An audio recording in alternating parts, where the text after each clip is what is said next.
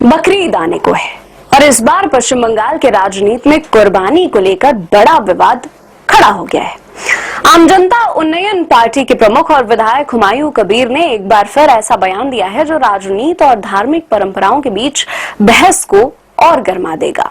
हुमायूं कबीर ने कहा है कि कुर्बानी 1400 साल पुरानी परंपरा है और इसे कोई नहीं रोक सकता है। गाय, बकरी, ऊंट और दुम्बा की कुर्बानी जारी रहेगी।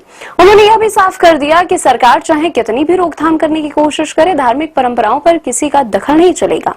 कबीर ने राज्य सरकार और सत्ता पक्ष पर भी निशाना साधा। उनका कहना है कि सरकार कभी कुछ कहती है और अगले दिन कुछ और कहती है। उनका तर्क है कि सरकार मुसलमानों को बीफ खाने से रोक सकती है, लेकिन कुर्बानी तो होती ही रहेगी। हुमायूं कबीर ने यह भी कहा कि पश्चिम बंगाल में शुभेंदु अधिकारी की सरकार बनी है, लेकिन धार्मिक परंपराओं में दखल नहीं दिया जा सकता है। उन्होंने दावा किया कि इसे रोकने की ताकत किसी के पास भी नहीं है।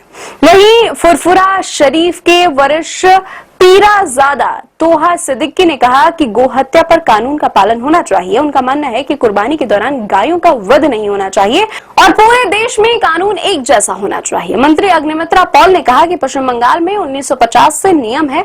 उन्होंने स्पष्ट किया कि बीफ बिजनेस को बंद नहीं किया जा रहा है, लेकिन 14 साल से कम उम्र के मवेशी को काटने की अनुमति नहीं है।